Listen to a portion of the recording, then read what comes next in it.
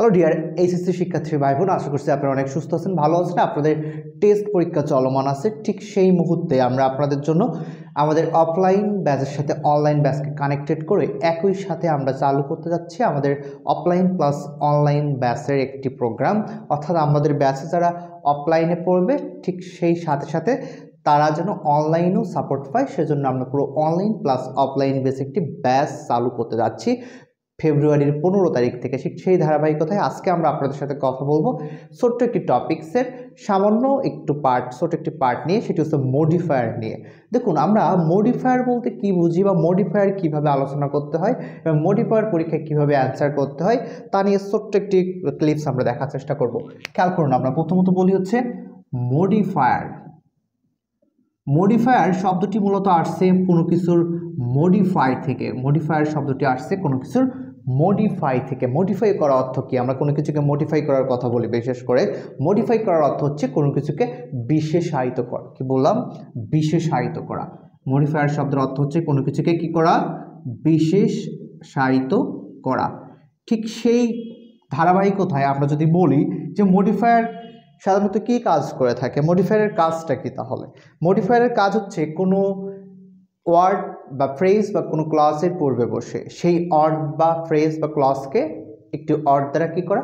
বিশেষায়িত করা। ওয়ার্ড দ্বারা কী করা? তাকে বিশেষায়িত করা। কেমন? আমরা একটু খেয়াল করার চেষ্টা করি। আমরা বলছি he is a talented student. He is a talented student. খেয়াল করুন, আমি লিখছি he is a talented student. যখন আমি বলছি ট্যালেন্টেড শব্দ একটা, অবভিয়াসলি এটা কি একটা নাউন। আমাকে যদি বলা হয় প্রি মডিফাই দ্য নাউন, আমাকে কি বলা হচ্ছে? Pre modify the noun. আমাকে বলা হলো প্রি মডিফাই দ্য নাউন। তাহলে আমাকে অবশ্যই এই নাউনের পূর্বে, প্রি অর্থ আমরা কি জানি? প্রি অর্থ আমরা জানি কি? পূর্বে। প্রি অর্থ জানি কি আমরা? পূর্বে। আর পোস্ট অর্থ কি জানি আমরা? পরে। প্রি অর্থ পূর্বে, পোস্ট অর্থ পরে। তাহলে এতটুকু যদি জানি তাহলে প্রি মডিফাই দ্য নাউন, নাউনের পূর্বে আমাকে একটা অড ইউজ করতে হবে। এখন নাউনের পূর্বে সাধারণত কোন পার্টস অফ স্পিচ বসে? অবশ্যই অ্যাডজেক্টিভ বসে, এবং একে আমরা কি বলছি? Pre modify the noun. আমাকে কি বলছি? একে আমরা প্রি মডিফাই দ্য নাউন। তাহলে দেখুন, আমরা যদি একটু সিকোয়েন্সটা মেনটেন করি যে প্রি মডিফায়ার কোথায় বসে? প্রি মডিফায়ার সাধারণত শব্দের পূর্বে বসে, ক্লজের পূর্বে বসে, ফ্রেজের পূর্বে বসে। ওকে, তাহলে প্রি মডিফায়ারের কথা যদি আপনাকে পরীক্ষায় ইউজ করতে বলে তাহলে অবশ্যই আপনি শব্দের পূর্বে ব্যবহার করবেন, এবং তার জন্য আমরা আমাদের কিছু এক্সপ্লেনেশন দেখবো। অ্যান্সার এক্সপ্লেনেশন দেখার চেষ্টা করবো একটু পরেই। খেয়াল করি, আমরা আরেকটা বাক্য লিখবো। আমরা লিখলাম The girl wearing blue saree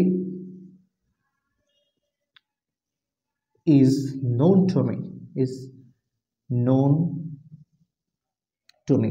আমাকে যদি বলা হয় এই শব্দটার পরে লেখা আছে, মনে করুন সাপোজ পোস্ট মডিফাই করতে বলছে, অর্থাৎ কি আপনাকে পোস্ট মডিফায়ার ইউজ করতে বলছে। তাহলে একটু আগে আমরা দেখলাম মডিফায়ার দুই প্রকার, একটা হচ্ছে প্রি মডিফায়ার, একটা হচ্ছে পোস্ট মডিফায়ার।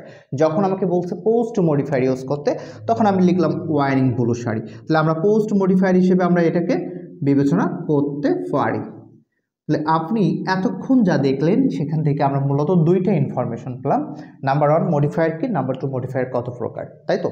নাম্বার 1 দেখলাম মডিফায়ার কি, যে ওয়ার্ড বা ফ্রেজ বা ক্লজ কোনো শব্দের পূর্বে অথবা পরে বসে ওই ওয়ার্ড বা ফ্রেজ বা ক্লজকে বিশেষায়িত করে বা মডিফাই করে, তখন তাকে আমরা কি বলবো?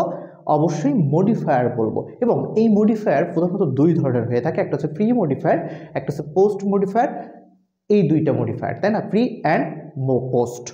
প্রি মডিফায়ারটা ওয়ার্ডের পূর্বে বসবে, পোস্ট মডিফায়ারটা পরে বসবে। এতটুকু আমরা শিখলাম। এবার একটি বাক্য যদি আমরা দেখার চেষ্টা করি, খেয়াল করুন প্লিজ। আমরা যদি একটি বাক্য দেখার চেষ্টা করি, যদি আমরা লিখি দিস ইজ এ, লিখেই ফেলাম অ্যান্সার, তাই না?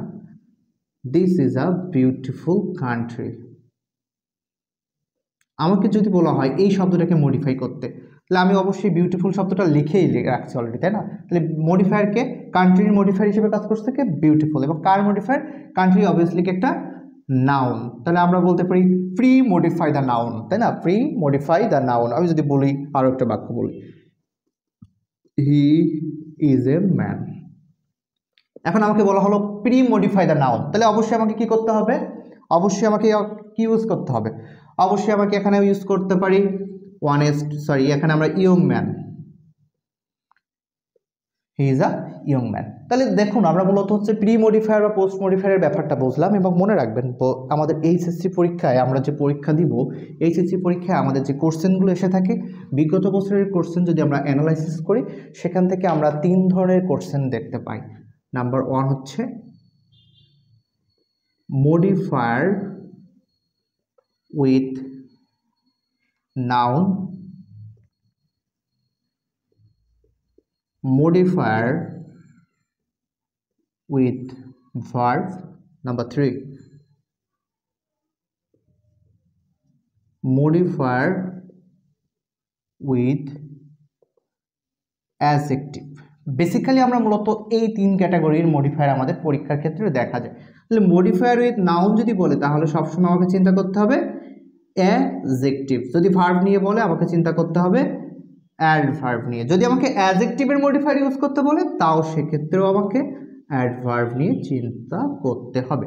তাহলে আমরা এতক্ষণ যাবত দেখলাম যে হচ্ছে বিগত বছরের কোশ্চেন অ্যানালাইসিসকৃতভাবে আমরা যদি সাজেশন মেনটেন করি তাহলে দেখা যাচ্ছে হচ্ছে 3 ধরনের মডিফায়ার মূলত আমাদের পরীক্ষাগুলোতে এসে থাকে। এবং এর বাইরে আরও কিছু আছে, আমরা চেষ্টা করব যে আমাদের পরবর্তী ভিডিও স্লাইডে, পরবর্তী ভিডিও লেসনে আমরা আমাদের সুপার 7 স্টেপস নিয়ে মডিফায়ার অ্যান্সার করার একটি ক্লাসের মাধ্যমে বোঝানোর চেষ্টা করবো, কারণ ভিডিওটি লেন্দি হলে আমাদের দেখতে অসুবিধা হয় অথবা আমরা দেখতে চাই না অনেক সময় বড় ভিডিও।